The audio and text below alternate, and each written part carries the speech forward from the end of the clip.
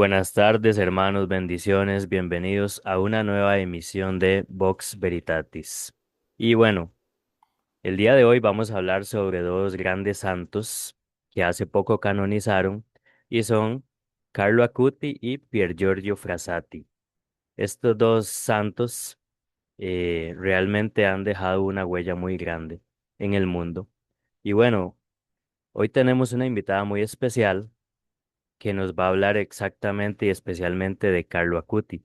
Y es Manu de Nazaret, conocida en Instagram y TikTok como la Peque Apologeta.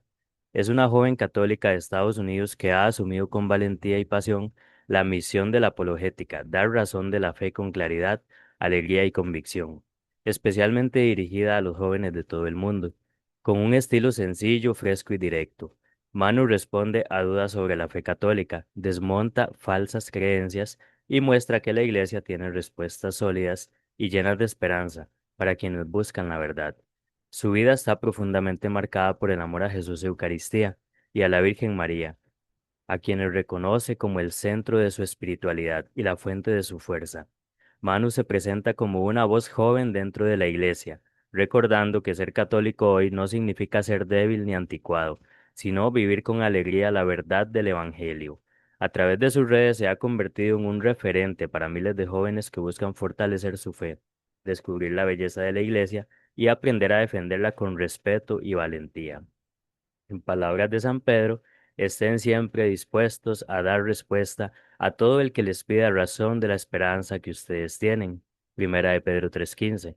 Esta misión es precisamente la que Manu ha hecho suya, mostrando que la apologética no es cosa de expertos únicamente, sino un llamado para todos los bautizados.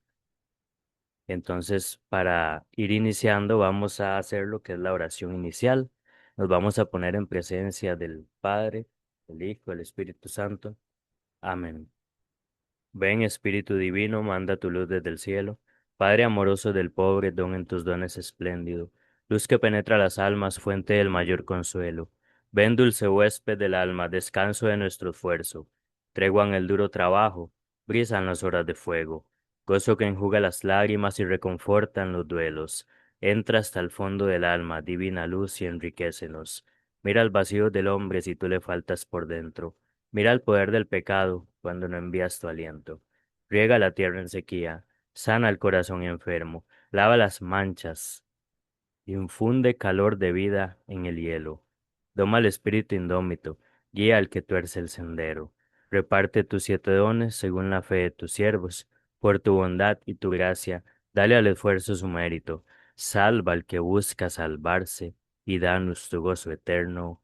Amén. Y bueno, quedamos reunidos en la presencia del Padre, el Hijo, el Espíritu Santo. Amén. Y bueno, quedamos con Manu Lape, que apologeta. Bienvenida. Muchas gracias, Richie, qué bonito este momento que podamos hablar de estos dos santos que la iglesia hace poco acaba de canonizar, como me decías. Yo creo que es un momento grande para la juventud, para que la juventud escuche la misma voz del joven, ¿no? Que el mundo entero, quiero decir, escuche la voz del joven y que entienda que hay un avivamiento increíble en la iglesia y que viene como inclusive la madre de Carlo decía después de cuando mi hijo sea canonizado, vendrá una generación de jóvenes santos, no una generación de santos. Y yo creo que aquí la grandeza del por qué es tan importante que este santo sea canonizado. Muchos dirán, bueno, pero pues sí, lo canonizaron, no hay que hacer tanta bulla, está bien, es uno como cualquiera y ya. Pero yo creo que lo importante es que, como lo han dicho, de Carlo, pues es el primer santo millennial y es un santo que, como todos han podido decir, se puede relacionar contigo y conmigo. Viví una vida donde existían las redes, lo que se está haciendo ahorita. Obviamente, la mamá en el documental decía ella, no es lo mismo las facilidades que ustedes tienen para subir, para editar, para compartir, para buscar. No es lo mismo que tenía en el tiempo de Carla Cuti, ¿cierto? Pero sí nos ha construido las pilares para hacer esto como lo dijiste tú, ¿no? Como con la gracia de decir, bueno, yo voy a hacer esto por Dios y porque quiero que más personas conozcan de Él. Y vuelvo a repetir, no se necesita saber mucho o saberlo todo para hablar del amor, ¿cierto? Porque él ya nos ha llegado a nosotros y Carlo Acutis yo creo que hizo esto. Él se dejó imprimir el corazón por la Eucaristía y cuando lo hizo, no solo transformó en las redes, mucha gente pensará que lo muestran como con un computador y un PlayStation o esto, unos juegos, videojuegos, pero la idea es que él no era un santo de jugar en computador o de pasarse jugando. Él, de hecho, a los, si no estoy mal, a los 15 años, en esta edad tan pequeña, cuando no estás pensando mucho en evangelizar, él crea toda una web y escuché en el documental que él tenía, decía la mamá, le tocaba ir a buscar libros y iban de hecho en persona a tomar fotos a estos milagros eucarísticos en diferentes partes para poder él recapitular este website de lo que estoy hablando. Es una website que él hizo.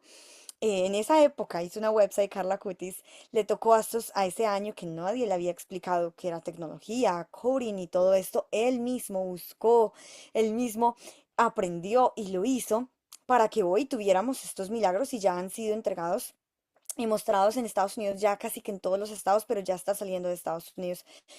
Son como pergaminas o grandes cartulinas donde está los 130 milagros que la iglesia pues ya ha aprobado científicamente, totalmente confirmado. Entonces yo creo que de este santo me quedaría con muchas cosas, pero yo creo que lo más importante, como mencionas, mi perfil dice enamorada de Jesús Eucaristía y es eso lo que marcó mi vida. Y yo creo que ahí me puedo relacionar un poco con Carlo. Claro que yo no he hecho todo lo que Carlo ha hecho por la Eucaristía, me encantaría, pero sí quisiera quedarme marcada en el sentido de la Eucaristía que él le puso en su vida. Él decía, la Eucaristía es mi autopista al cielo. Él decía, mientras estamos en frente de la Eucaristía nos volvemos santos. Y ahí yo creo que es la esencia, no solamente es consumirlo, no solamente es tratar de ir todos los días a partir el pan del banquete y poderlo consumir, sino también eh, a adorarlo en la Eucaristía, sino también ir a mirarlo por horas y decirle, Señor, no tengo de pronto mucho que decirte, pero sí tengo mucho que admirarte, mucho que amarte aquí, inmolado por ti y por mí. Así que yo creo que la Eucaristía sería un gran mensaje que Él nos deja claramente y mirar estos milagros eucarísticos. Yo creo que muchos dicen, no necesito de milagros, yo creo. Déjame decirte, yo también pensaba lo mismo. Yo también decía, yo no necesito mirar todos esos milagros porque yo sé que Jesús está ahí. No, hasta que tú lo leas, hasta que tú lo mires, de verdad te vas a ser consciente y no vas a querer perderte en una santa misa. Y voy a cerrar con esto. Hice una consagración a Jesús Eucaristía hace poco de un librito que está muy viral acá en Estados Unidos y lo dan gratis en las iglesias, los dejan en las iglesias. Y en este libro, de hecho está en español, también lo pueden buscar. Este libro se llama 33 días a la gloria eucarística. Y aquí habla un poco de la grandeza de la Eucaristía. Esta persona que escribió el libro le preguntó a un musulmán, ¿tú qué harías si hipotéticamente Alá, tu Dios, estuviera en un pedazo de pan? Y él dice, pues yo me arrastraría por vidrio quebrado, yo haría lo que fuera, pero no me lo perdería nunca jamás, lo consumiría todos los días. Y ella dice, este autor dice, ¿y tú y yo qué hacemos por la Eucaristía diariamente? Entonces yo creo que ese sería como mi mensaje de Carlos. Muchísimas gracias, Manu. Y sí, qué bonito, ¿verdad? Saber que un santo tan joven realmente fue un promotor de muchas cosas. Y hace poco que estaba grabando un podcast con Rich Bel Meléndez, un saludo allá a Venezuela, un gran apologeta. Él estaba hablando sobre los milagros eucarísticos y hizo referencia a este sitio web que se pone como milagros eucarísticos y creo que en Google le va a salir directamente la página de Carlo Acuti. Entonces, para que todos lo busquen, ¿verdad? Por ahí en internet.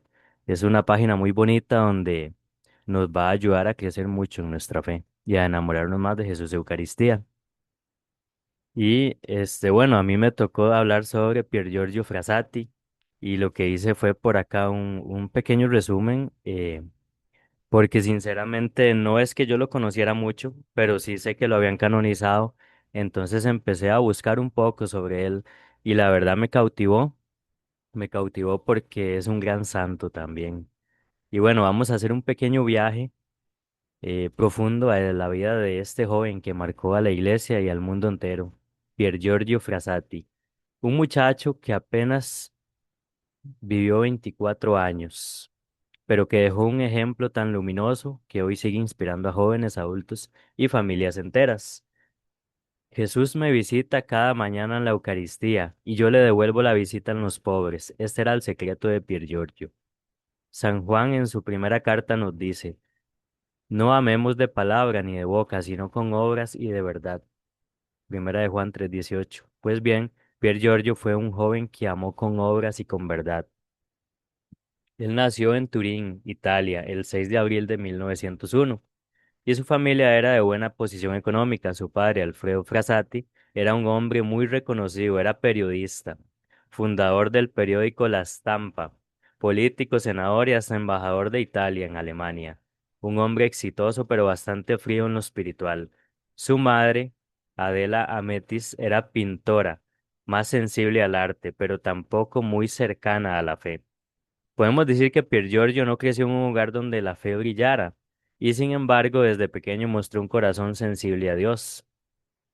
Pier Giorgio era un joven como cualquiera de nosotros, le encantaba el deporte, sobre todo el alpinismo, las montañas fueron para él una escuela de vida y un lugar de encuentro con Dios. ¿A quién no le gusta salir y pegarse una buena caminata de unos 10 kilómetros a la montaña, verdad?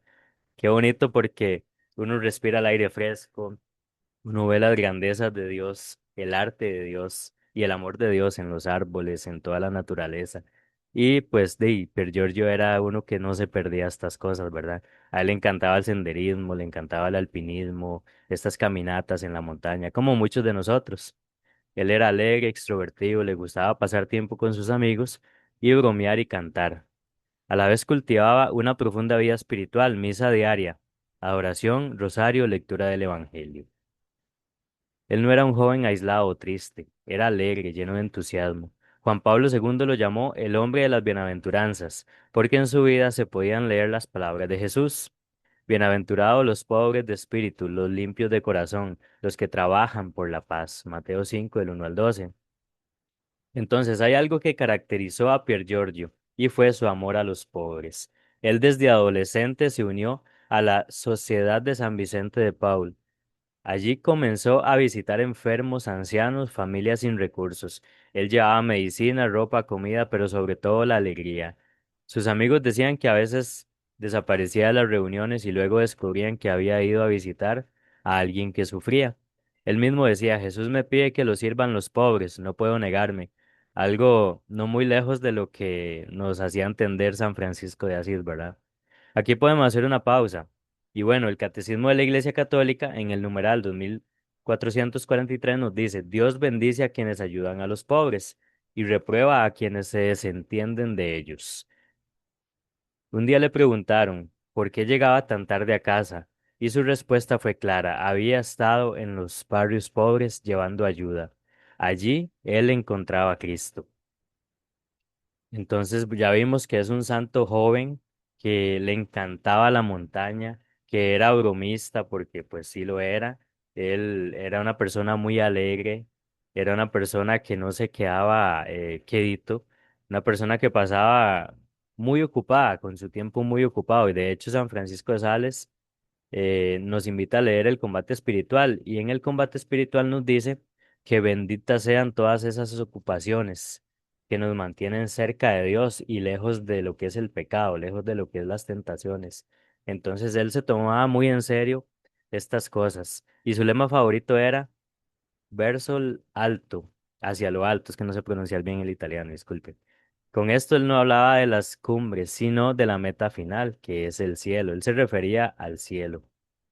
Y bueno, en 1925, cuando él ya tenía 24 años, él contrajo poliomielitis, probablemente al visitar a los enfermos en los barrios pobres. Su enfermedad avanzó rápidamente y mientras sufría pensaba en los demás. Un detalle hermoso, en su lecho de muerte escribió un papelito pidiendo que se llevaran medicinas a un pobre que lo necesitaba, incluso agonizando, seguía sirviendo. Qué increíble, porque incluso él en las últimas horas, él llega y escribe que se necesita que le lleven unas medicinas a cierta persona, ¿verdad? Y bueno, esto es algo de admirar.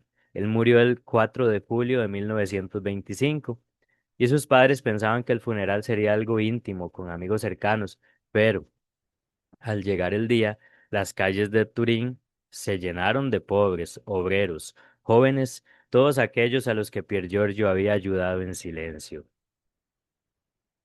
Qué increíble. La ciudad entera lloró su partida. Y bueno, en 1990 el Papa San Juan Pablo II lo declaró beato, lo llamó el hombre de las bienaventuranzas y lo presentó como un modelo para la juventud del mundo entero. Hoy, Pier Giorgio es patrono de los jóvenes, de los universitarios, de las montañas y de quienes buscan unir su fe y su vida. Su mensaje sigue siendo actual: no tengas miedo de ser alegre y santo al mismo tiempo, no te conformes con lo mismo.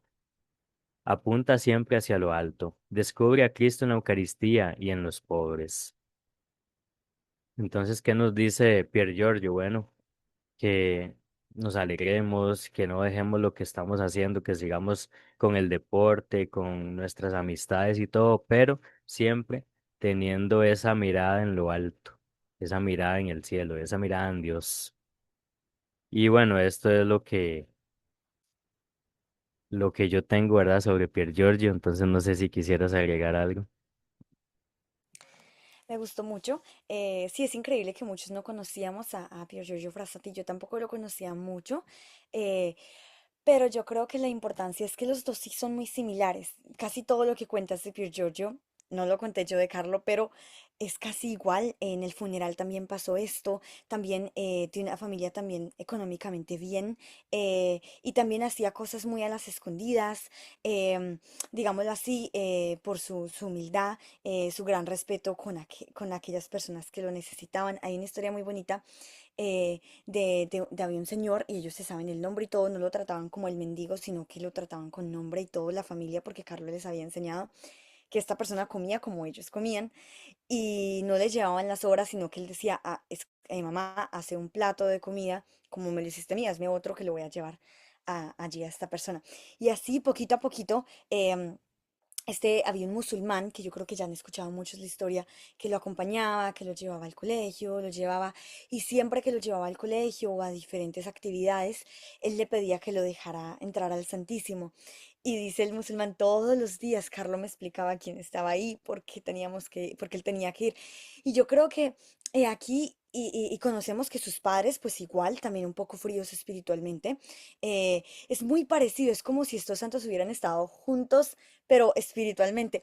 Me parece muy lindo porque también escuché que Carlo se dio cuenta de que Pier Giorgio había sido beatificado, porque sabemos que él fue beatificado pues mucho antes, y vi un mensaje que decía como Carlo felicitando a Pier Giorgio como, wow, amigo, te canonizaron, qué bueno, yo te conocía cuando vivía, y él como contestándole, pues a ti también felicidades, Carlo, porque ahora eres santo también. Entonces yo creo que esta cercanía que ellos tenían era tan perfecta que a pesar de que de pronto en persona no eran amigos, no se conocieron, tuvieron una vida muy similar y no dejaban de lado, como dijiste tú, lo cotidiano, pero en lo cotidiano santificaban a Dios. Por ejemplo, tú diste un ejemplo de él con las montañas, por ejemplo, Carlo con los videojuegos, él tenía, pues sabemos que los videojuegos nos pueden caer, podemos caer en adicción a ellos muy fácilmente, y él ofrecía una hora de videojuegos a la semana. ¿Tú te imaginas para alguien que le guste jugar computador y todo, y que solamente diga una hora para glorificarte a Dios, para dedicarte a ti tu tiempo?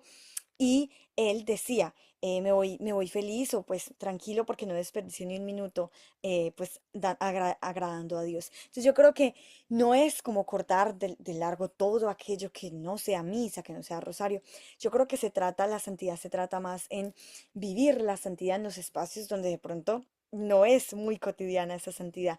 Y aquí yo creo que la conversión para los que no van a ir nunca a una misa, los que nunca van a rezar un rosario o estar con una comunidad muy religiosa, he aquí donde nosotros los jóvenes llevamos como la evangelización a flote, ¿no? Con las palabras, cómo actuamos, cómo vivimos. Sí.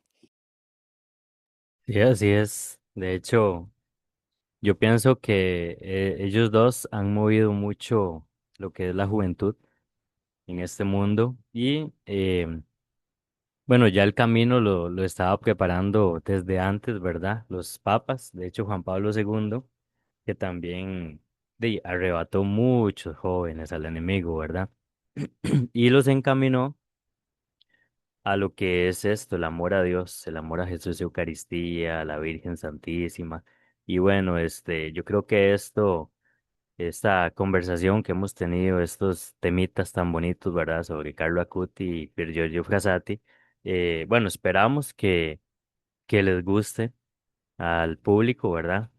Y que puedan de aquí tomar referencias para sus propias vidas personales, para que cada quien pueda asimilar algo. Por ejemplo, yo asimilo mucho con Pier Giorgio de que a mí me gusta mucho la montaña también, me gusta salir a caminar a la montaña, senderos, porque es algo muy bonito, se respira aire puro también y todo.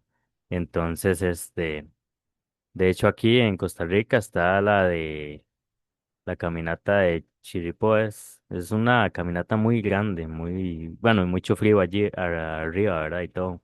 Pero es algo parecido a lo que él dice, ¿verdad? Mirar arriba. Entonces, también es bueno saber que el mirar arriba, al igual que en una montaña que está muy alta, no es que va a ser tampoco un camino de rosas, sino que va a haber momentos que el cuerpo no nos dé, sino que va a haber momentos también que el aire no nos dé también y nos quedemos sin aire, nos podamos empezar a sentir mal por el frío, por la temperatura y por muchos factores, al igual que en la vida. Si nosotros apuntamos arriba al cielo, tenemos que saber que no va a ser un camino fácil, pero que va a ser un camino muy bonito y más si lo ponemos en las manos de Dios, si lo ponemos dentro de la sabiduría de Dios. Y de ahí esto sería todo, ¿verdad? Por el momento.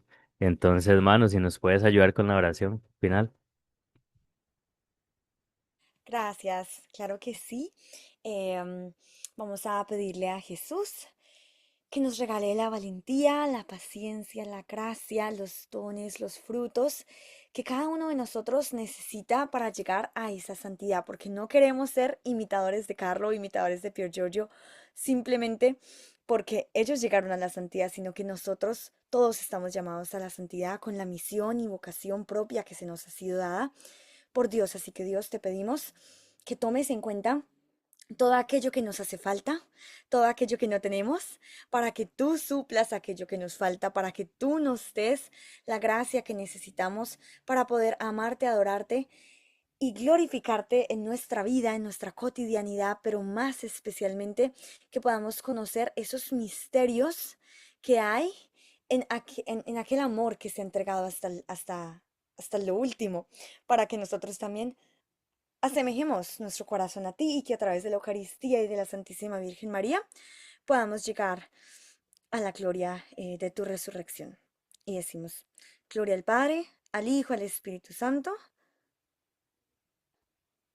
Muera en un principio, ahora y siempre, por los siglos de los siglos. Amén. Amén.